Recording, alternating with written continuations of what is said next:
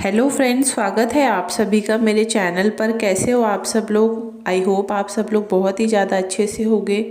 तो वीडियो को स्टार्ट करते हैं। स्टार्ट करने से पहले आप लोगों में से जो लोग भी नए हो मेरे चैनल पर, तो चैनल को सब्सक्राइब करो, वीडियो को लाइक करो और शेयर करो।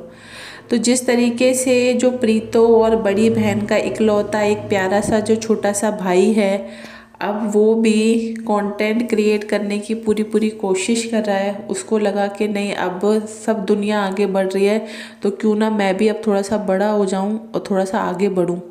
तो उसने वही कोशिश की है। कल जो वीडियो डाला है तो दिखा दिया है अपनी बग्गी को, यानी कि जिस लड़की के साथ शादी होने वाली है वो फाइनली इसने अपनी वीडियो में दिखाना चालू कर दिया है। अब आने वाली और भी जो भी वीडियोस आएंगी उनमें भी आप लोगों को वो लड़की लगातार दिखती रहेगी।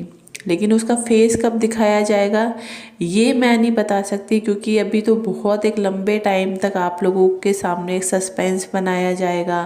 क्योंकि इतनी जल्दी अगर फेस दिखा देंगे तो सस्पेंस क्या रह जाएगा, कुछ नहीं रह जाएगा। इसलिए अभी लोगों के अंदर एक्साइटमेंट क्रिएट करने की पूरी पूरी कोशिश की जाएगी। ये बात तो पूरे तरीके से तय हो चुकी है कि इसकी शादी इसी लड़की के साथ होने वाली है, क्योंकि एक तरीके से देखा जाए तो रिश्ता पक्का हो चुका है। अब ये लव मैरिज है या अरेंज मैरिज है, क्योंकि बहुत सारे लोगों के दिमाग में अभी ये क्वेश्चन भी चल रहा है कि आखिरकार ये अपनी मर्जी से ये दोनों शादी कर रहे हैं, यानी कि लव मैरिज होने वाली है, या फिर दोनों के घर वाले तैयार हैं इस रिश्ते से, क्या ये अरेंज मैरिज है। तो मैं अपनी तरफ से पूरी कोशिश करूँगी इस टॉपिक के बारे में जानने के लिए, क्योंकि बिना वजह जब तक मेरे पास, मैंने आप लोगों को कईयों बार ये बात बोली है कि जब तक मुझे किसी टॉपिक के बारे में अच्छे से पूरी इन्फॉर्मेशन नहीं होती तब तक मैं आप लोगों तक भी उस बात को नहीं पहुंचाती हूँ। जब मैं अच्छे से श्योर हो जाती हूँ किसी चीज़ को लेकर, जब मुझे लगता है कि हाँ ये बात अब मुझे अच्छे से पता चल चुकी है, तभी मैं आप सब लोगों के सामने रखने की कोशिश करती हूँ। तो अभी जब मुझे श्योर हो जाएगा, मुझे जब कंफर्म हो जाएगा कि ये लव मैरिज हो रही है या अरेंज मैरिज, तो मैं पक्का आप लोगों के साथ इस बात को ज़रूर शेयर करूँगी। लेकिन जिस तरीके की अभी सिचुएशन के अगर बेस पे हम लोग देखें, जिस तरीके का अंदाज़ा लगाया जा रहा है, तो वीडियो में जैसे कि ये बोल रहा है प्रीतो का भाई कि तुम भी अपने पापा को मनाने की कोशिश करो, मैं भी अपने घर वालों को मनाने की कोशिश करता हूँ।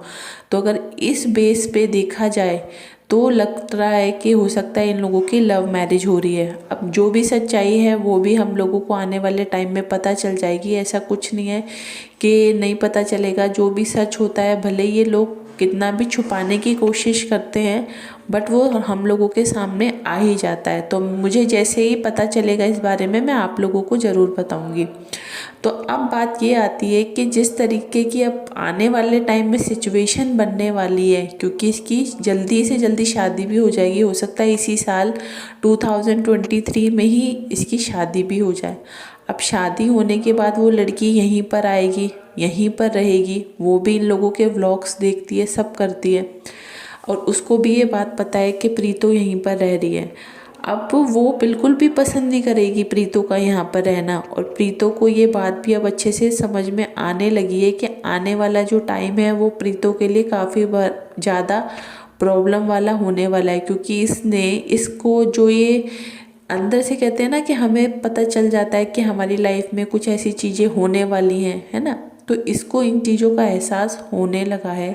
इसलिए इसने अपनी कई वीडियोस में ये बात भी पहले बोल रखी है कि मेरा कोई अपना घर नहीं है, यानी कि कौन सा घर ऐसा है जिसको मैं अपना बोलूँ। मुझे ये बात समझ में नहीं आती कि इस घर को जिसमें मैं रह रही हूँ, मायके वाले घर को मैं अपना बोलूँ, या जो इसका ससुराल है वो घर इसका अपना है।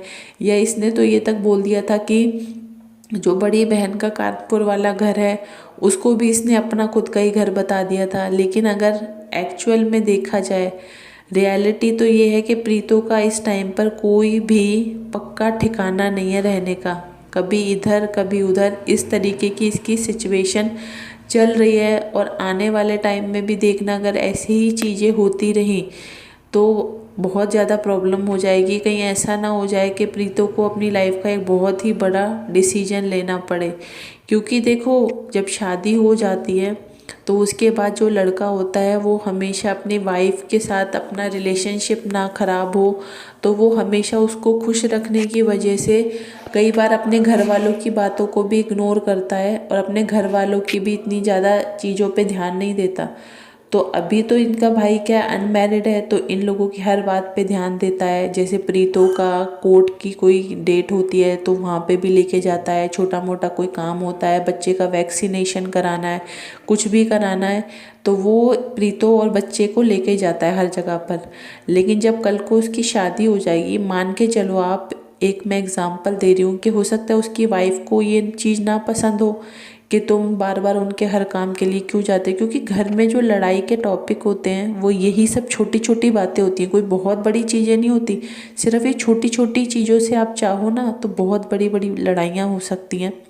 तो हो सकता है कल को वो ना पसंद करे कि तुम उनके कामों के लिए क्यों जाते हो। जब वो इन चीज़ों के लिए मना करेगी तो ऑब्वियसली लड़ाई होगी ही होगी, और लड़ाई होगी तो क्या होगा, घर का माहौल ख़राब होगा।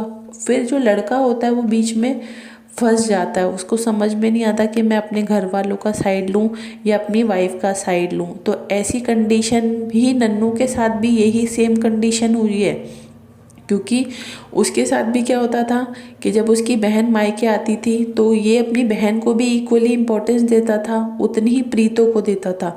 बट क्या हो जाता था कि प्रीतों को वो चीज़ें पसंद नहीं आती थी। प्रीतों को पसंद नहीं था कि नन्नू जो है उसकी बहन के बच्चे को ज़्यादा प्यार करे, या उसके लिए कोई सामान लेकर आए, या बहन के लिए कोई सामान लेकर आए, या बहन के साथ कहीं चला जाए घूमने फिरने के लिए।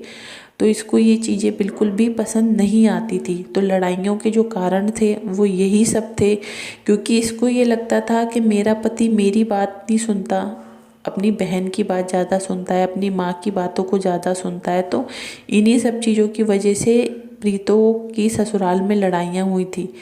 तो मान के चलो जो चीज़ें प्रीतों के साथ वहाँ पर हुई तो हो सकता है वो चीज़ें यहाँ पे भी हो सकती हैं, ठीक है।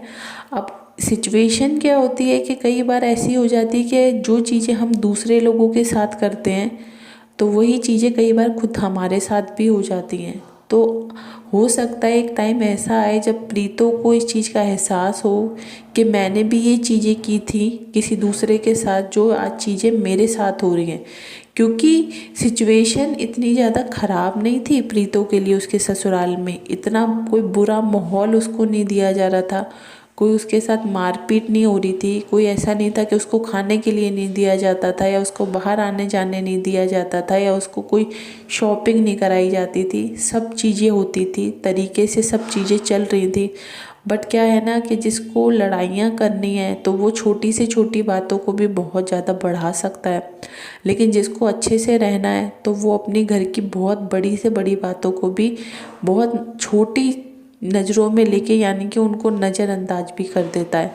लेकिन जो प्रीतों ने गलती की है अपनी लाइफ की, अब इसने अपने वीडियो में भी बोला है कि मेरे साथ लाइफ में जो भी प्रॉब्लम हुई है उनकी जिम्मेदार मैं खुद हूँ। लाइफ के जो भी डिसीजन है वो मैंने अपनी लाइफ में खुद लिए हैं, कभी किसी ने मेरे साथ ज़बरदस्ती नहीं करी किसी चीज़ों के लिए। तो मैं अपनी लाइफ में जो चीज़ें झेल रही हूँ या भुगत रही हूँ तो वो सारी गलतियों का नतीजा ही है जो इसकी लाइफ के साथ ऐसा हो रहा है।